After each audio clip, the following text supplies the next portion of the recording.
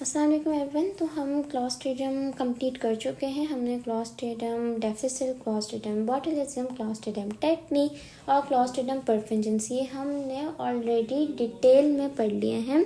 अब मैंने आपसे कहा था कि मैं एक वीडियो बनाऊंगी जिसमें मैं जल्दी जल्दी से आपको सारे एमसीक्यूज़ के पॉइंट्स रिवाइज करा दूंगी। तो ये वीडियो बेसिकली वही एमसीक्यू वाली वीडियो है।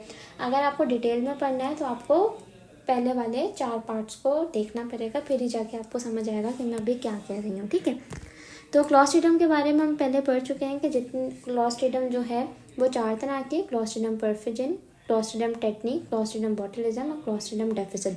ठीक है, इन चारों के नाम आपको याद होने चाहिए, पता होना चाहिए, सारे रॉड्स हैं और सारी स्पोर प्रोड्यूसिंग है। ठीक है, ये आपको पॉइंट सब में याद होने चाहिए।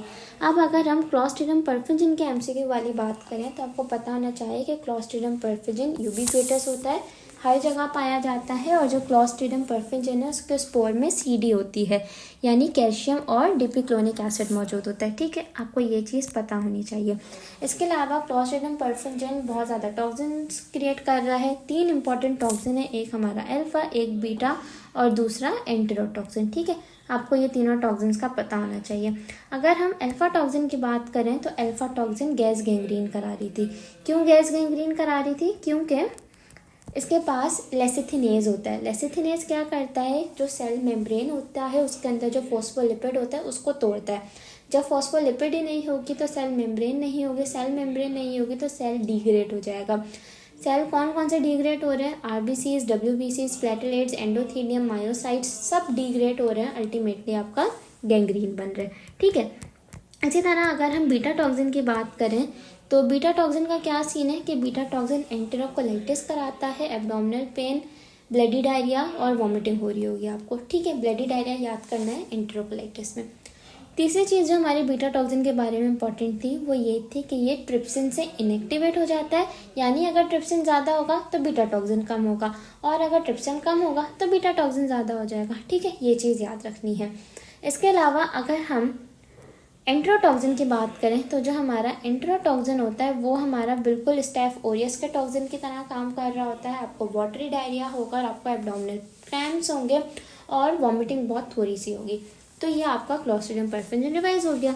इसी तरह अगर हम क्लॉस्ट्रिडियम टेटनी की बात करें तो क्लॉस्ट्रिडियम टेटनी तो बहुत आसान था। क्लॉस्ट्रिडियम टेटनी कहाँ पाया जा रहा था? क्लॉस्ट्रिडियम टेटनी ज़मीन पे जो रोड्स पे जो गंदी सॉइल होती है उसमें पाया जाता है, एनिमल फीसिस में पाया जाता है। और जो क्लॉस्ट्रिडियम टेटनी होती है वो नॉर्मली कैसे बॉडी के अंदर एंटर होती है कि यार आपका कोई भी बच्चा है, कोई भी इंसान है जो रोड पे गिर गया है, जब वो रोड पे गिरेगा उसको रोड की रगड़ लगेगी, उसको एक ज़ख़म हो जाएगा और वो ज़ख़म खुला अगर होगा तो जो ज़मीन पे जो सॉइल थी जो गंदी थी, एनिमल फीसिस की मिली हुई सॉइल थी, वहाँ से क्लॉस्ट्रिडियम टेटनी उसकी बॉडी के अंदर एंटर हो जाएगी। जब बॉडी के अंदर एंटर होगी तो गाबा और ग्लाइसिन को इनहिबिट करेगी। जब गाबा और ग्लाइसिन इनहिबिट हो जाएंगे तो जो मसल्स हैं वो रिलैक्स नहीं हो पाएंगे और आपको स्पास्टिक पैरालिसिस होगी। तो क्लॉस्ट्रिडियम टेटनी के बारे में तो बस यही चीज़ें थी। अगर हम क्लॉस्ट्रिडियम बॉटुलिज्म की बात करें तो क्लॉस्ट्रिडियम बॉटुलिज्म नॉर्मली कैसे होता है? अगर हम बच्चों की बात करें तो बच्चों में हमारे यहाँ पे जो मिडिल ईस्ट है यहाँ पे तो बहुत मशहूर होता है। मिडिल ईस्ट में नहीं बल्कि इवन पूरे जो ईस्टर्न कंट्रीज़ है उसमें भी ये चीज़ बहुत मशहूर है कि जब बच्चा पैदा होता है तो उसको शहद चटाया जाता है। तो जब शहद चटाया जाता है तो उस शहद के अंदर क्लॉस्ट्रिडियम बॉटुलिज्म होने के चांसेस ज़्यादा होते हैं। इसी तरह जो प्रिजर्व फूड्स होते हैं, कैन में जो फूड्स आते हैं तो उन कैन फूड में भी क्लॉस्ट्रिडियम बॉटुलिज्म होना बहुत ज़्यादा कॉमन है।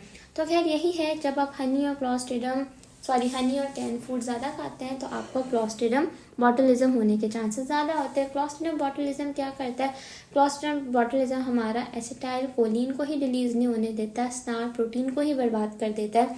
एसिटाइल कोलिन नहीं होगा तो पैरासिम्पैथेटिक नर्वस सिस्टम नहीं होगा, पैरासिम्पैथेटिक नर्वस सिस्टम काम नहीं करेगा तो आपको मोस्ट कॉमनली अगर बच्चों की बात करें तो फ्लेक्सिड बेबी सिंड्रोम होगा, यानी बिल्कुल क्योंकि मसल जब कॉन्ट्रैक्ट ही नहीं होंगे, एसिटाइल कोलिन ही नहीं होगा तो बिल्कुल ढीला सा जिस्म होगा, फ्लेक्सिड पैरालिसिस होगी।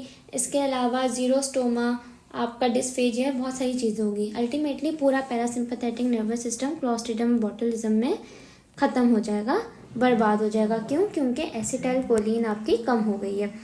इसी तरह अगर हम सबसे आखिर में क्लॉस्ट्रिडियम डिफिसिल की बात करें तो क्लॉस्ट्रिडियम डिफिसिल तो सबसे आसान था। एंटीबायोटिक आपने ले ली, एंटीबायोटिक कौन सी, मोस्ट कॉमनली क्लिंडामाइसिन आपने ले ली, जिसकी वजह से सीडोमेम्ब्रेनस कोलाइटिस हो जाता है। और आप पेशेंट बोलते हैं कि मुझे येलो वाइट स्टूल आ रहा है, यानी स्टूल भी नहीं आ रहा, वो ये बोलते हैं मुझे डॉक्टर साहब मोशंस हो गए हैं एंटीबायोटिक खाने से। तो अगर एंटीबायोटिक खाने के बाद पेशेंट आ रहा है, मोशंस की कंप्लेन लेकर आ रहा है, तो आपको पता होना चाहिए कि यहाँ पर आपका क्लॉस्ट्रिडियम डिफिसिल आ चुका है। तो ये सारी इंपॉर्टेंट चीज़ें थी क्लॉस्ट्रिडियम के बारे में। आई होप आपको चीज़ें क्लियर होंगी। जो बातें मैंने अभी बोली हैं MCQs इन्हीं से आते हैं। मैंने कोशिश की है हर चीज़ को बिल्कुल प्रॉपर्ली समझाने की, बट स्टिल आपको कोई भी कन्फ्यूजन हो तो आप पूछ सकते हैं। लाइक पूछने पे कोई पाबंदी नहीं है, बट हाँ गलत ना कर आएगा। ठीक है, नेक्स्ट में अब हम जल्दी से डिप्थीरिया कंप्लीट कर लेते हैं।